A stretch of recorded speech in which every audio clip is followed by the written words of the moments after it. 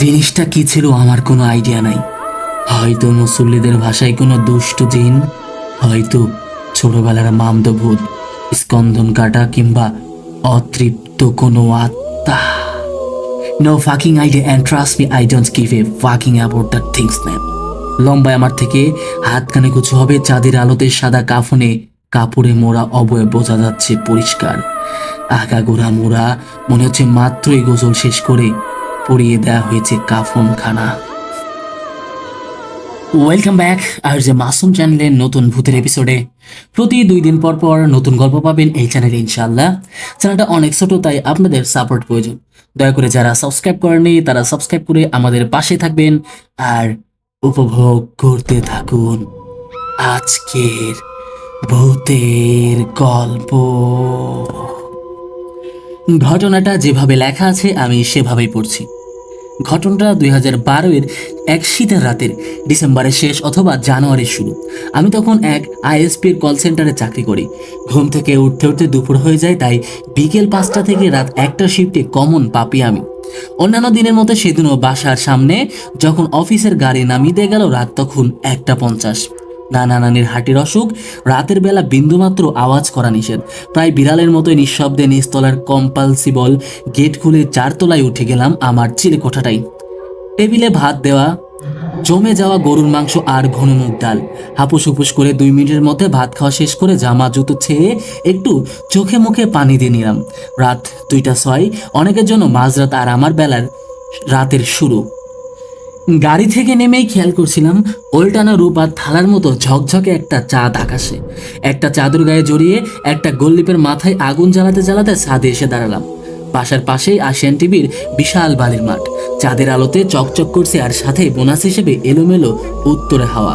বুকের মাঝে সুখের হুটুপুটু এমন রাতেই বুঝি মানুষ ফেসবুকে পোস্ট দেয়, লাইফ ইজ বিউটিফুল। নিজের মধ্যে এতটাই ডুবেছিলাম, হুঁশ ফিরল আঙ্গুলে সিগারেটের সেকায়। ধুরবাল। নিজেকে নিজেই কয়েকটা কষে গাল দেওয়ার পর মাথাটা একটু ঠান্ডা হলো। ঘুরে পা বাড়ালাম ঘরে যাওয়ার জন্য। জমাট অন্ধকার, সাবধানে দুপা ফেলে সামনে তাকালাম দরজার দিকে, আর জমে গেলাম বরফের মতো।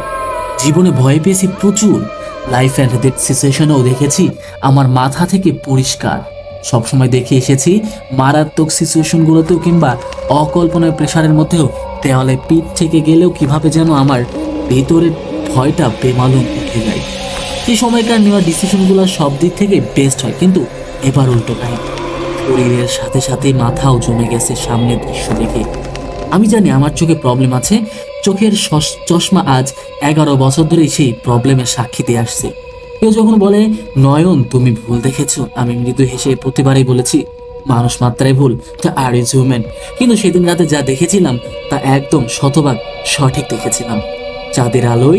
চাঁদের আলো আর দরজার ফাঁক চুইয়ে আসা আলোতে একদিন পরিষ্কার দেখেছিলাম একদম। কি দেখেছিলাম? এই লেখাটা লেখা শুরু করার আগেও অনেকক্ষণ ভেবেছি কিভাবে বর্ণনা করা যায় জিনিসটাকে। আচ্ছা, বর্ণনা দেওয়ার আগে একটু অন্য কথা বলে নিই।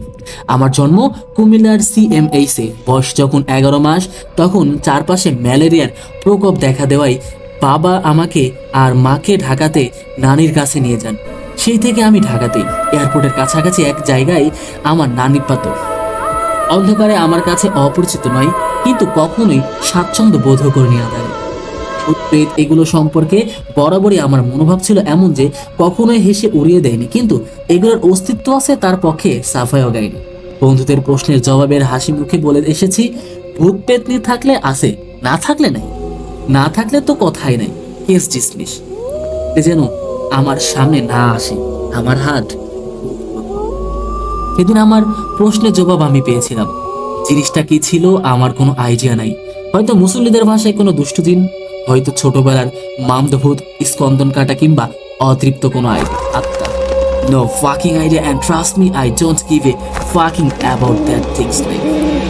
লম্বায় আমার থেকে হাতখানি কিছু হবে। তাদের আলোতে সাদা কাফনের কাপড়ে মোড়া অবয়ব বোঝা যাচ্ছে পরিষ্কার। আগাগোড়া মোড়া, মনে হচ্ছে মাত্রই গোসল শেষ পেরিয়ে দেওয়া হয়েছে কাফনখানা। মাথার পিছনের চুল জীবনের প্রথমবারের মতো সর সর করে দাঁড়িয়ে গেছে। আমি আমার অবিশ্বাস ভরা দু চোখ নিয়ে তাকিয়ে আছি। মাথা কোনো দিকেই কাজ করছে বললে ভুল বলা হবে। তখন আমার চিন্তা ভাবনার 80 ভাগে হচ্ছে ভয়, বাকি 20 ভাগ মিশ্রিত মৃত্যু চিন্তা আর রাজ্যের প্রশ্ন, আর কোনো একটা যে কোনো একটা দোয়া দরুদ মনে করার আপ্রাণ চেষ্টা। আর 10টা জুম্মা মুসল্লিদের মতোই গোটা বিশের সূরাতে আমার মুখস্থ। নামাজের মধ্যে অটো চলে আসে, মনে করার জন্য বিন্দু মাত্র চেষ্টার প্রয়োজন কখনো হয়নি। কিন্তু সেদিন কোনো সূরাতেই দূরে থাক, সূরার নাম এমনকি এক আরবি হরফও মনে করতে পারি নাই। মাথার ভিতরে খালি চিন্তা আর রেলগাড়ি। এইটা কি, ও আল্লাহ, এইটা কি, কি করবো এখন আমি, কি করবো? ছাদের থেকে লাফ দিমু? পূর্ব পাশে বিল্ডিং তো দোতলা, চোখ বন্ধ করে লাফ দিলে বেশি হলে হাত পা ভাঙবো, মরবো তো আর না। ইয়া খোদা, এইটা কি জিনিস? অন্যদিকে তাকা নয়ন, এইদিকে তাকাই আসুস কেন ভোদাই? অন্যদিকে তাকা, চোখ নামা ভাই না ভালা। এই এই কিছু না, কিছু না, তোর চোখের ভুল, এইটা কিচ্ছু না। ওই সূরাটা জানি কি ছিল, ধুরবাল, বাল বাল মনে পড়তেছে না। এটা এখনো যায় না কেন? আমি তো ভয় পাইছি। যা হুস হুস বোকা চোদা, এইটা কি তোমার মতো মুরগি যে খেদাইলে যাইব গা? আল্লাহ, ও আল্লাহ, এখন আমি কি করব? যাই না কেন? মুখ দিয়ে একটা শব্দ বাইর করতে পারি নাই, একটা শব্দও না। হঠাৎ মনে হলো জিনিসটা ভাসতে ভাসতে আমার দিকে আসছে। ওইটার নিচের দিকে একবারও খেয়াল করার কথা মনে হয় নাই। মন্ত্রমুগ্ধের মতো মাথার দিকে তাকাইছিলাম। পরিষ্কার মনে হলো আবার অবয়বটা আমার দিকে আসছে। ও আল্লাহ গো বইলা, আকাশ বাতাস ফাটায়া একটা চিৎকার দিতে চাইছিলাম কসম খোদার, কিন্তু বাস্তবে গো গো কিসিমের একটা আওয়াজ কইরাও জ্ঞান হারাইছিলাম। জ্ঞান ফেরার পরে একবার চোখ খুলে গাঢ় অন্ধকার দেখে আবার চোখ বন্ধ করে ফেলেছি ভয়ে। মাথার বাম পাশে টন টন করছে ব্যথায়। বুকের মধ্যে ব্রাজিলিয়ান সাম্বা আর ইন্ডিয়ান ঢোলের যুগলবন্দি। একটা বড় শ্বাস নিয়ে ডিসিশন নিলাম, চোখ খোলা যাবে না, যাই হোক না কেন চোখ খোলা যাবে না। বাম হাতটা শরীরের নিচে চাপা পড়ে আছে। ইঞ্চি দুয়েক নাড়িয়ে টের পেলাম পকেটে সিগারেটের প্যাকেটে জায়গা মতো আছে। ভরসা আরো বাড়লো, ভরসা ম্যাচের উপস্থিতি। বিশ্বাস করেন প্লিজ, আমি ঝুম বৃষ্টির মাঝে চলন্ত রিক্সায় বসে সিগারেট জ্বালাতে পারি, কিন্তু সেদিন যেন অনন্তকাল পার হবার পর নাকে আসলো বারুদ পোড়া গন্ধ। অনুমানে একটু নাড়ানোর পরে ফুসফুসে ঢুকলো নিকোটিন। খুশিতেই বোধ হয় খটখট করে এসে উঠলাম। মাথা ঠান্ডা হচ্ছে এখন। লজিক ক্লিয়ার, আয়াতুল কুরসিও মনে পড়ে গেছে। আল্লাহু লা ইলাহা ইল্লা হুয়াল হাইয়ুল কাইয়্যুম মনে মনে 2বার পড়ার পরে একটু সাহস আসার পরে একবার একটু জোরে জোরে পড়লাম। সিগারেটে আরেকটা টান দিয়ে ঠিক করলাম এইবার আমি উঠব। প্রথমে ম্যাচের একটা কাঠি জ্বালিয়ে ওই জিনিসটার দিকে দিচ্ছিল, সেদিকে একবার তাকাবো, যদি এখনো ওখানে থাকে তাহলে 2 কদম দৌড়ে পূর্ব পাশের ছাদে লাফ দিব, আর না থাকলে দৌড় দিব ঘর বরাবর। হাতে সিগারেটের আগুন আছে, তারপরও ম্যাচ চালাবো, চান্স নেওয়ার কোনো মানে হয় না। ভয় এমনি জিনিস বাপ। চালানো, চোখ খোলা, হুড়মুড়িয়ে উঠে ঢুকে ঘরের দরজা লাগানো, সব মিলে সময় লেগেছে 5 second. Trust me, only 5 second.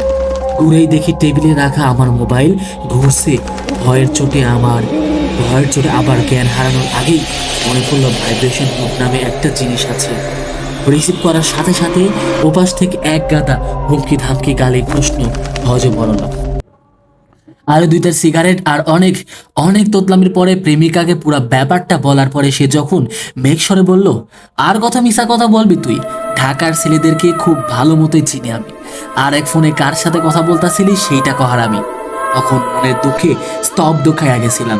হালার এতদিন প্রেম করার পরে নিজের গার্লফ্রেন্ডেই যদি বিশ্বাস না করাইতে পারলাম, তাইলে আর মানুষকে বাল বিশ্বাস করব? আজান দেওয়ার আগ পর্যন্ত কত কিছুর কসম খেতে হয়েছে, কত হাজার শব্দ খরচ করতে হয়েছে, সেটা খালি আমি জানি। সে গল্প আমার কাছেই থাক, আপনাদের উপর কোনো প্রেশার নাই। চাইলে বিশ্বাস করেন, নাইলে না, আমার কিছু যায় আসে না। তবে মন থেকে বলছি, যদি বিশ্বাস নাই করেন, উল্টা এই ব্লগ পোস্টে এসে আমারে পচায় যান। তাইলে মৃত্যুর আগ পর্যন্ত প্রার্থনা করব যাতে তিনারা আপনারে একবার হইলেও দর্শন দেওয়া যায়। তাইলে বুঝবেন কত ধানে কত চাল। বিশেষ দ্রষ্টব্য, প্রেমিকার সাথে কথা বলার সময় এক ফাঁকে ঘড়ির দিকে তাকিয়েছিলাম। রাত তখন 3টা 10। তো এই গল্পটা এ পর্যন্ত ছিল। গল্পটা কেমন হয়েছে অবশ্যই জানাবেন। আর আমার এই চ্যানেল থেকে যারা নতুন আছেন, চ্যানেলটা এই শেষ পর্যন্ত যদি আপনারা ভিডিওটি দেখে থাকেন তাহলে আপনাকে সাধুবাদ জানাই। আপনার ধৈর্য সহকারে আপনি ভিডিওটি দেখেছেন, গল্পটি শুনেছেন, অসংখ্য ধন্যবাদ আপনাকে। আহ, আজ এ পর্যন্তই। নেক্সট এপিসোডে দেখা হবে আপনাদের সাথে আবার নতুন কারো গল্প নিয়ে। ততক্ষণ আপনারা সুস্থ থাকুন, ভালো থাকুন। আসসালামু আলাইকুম।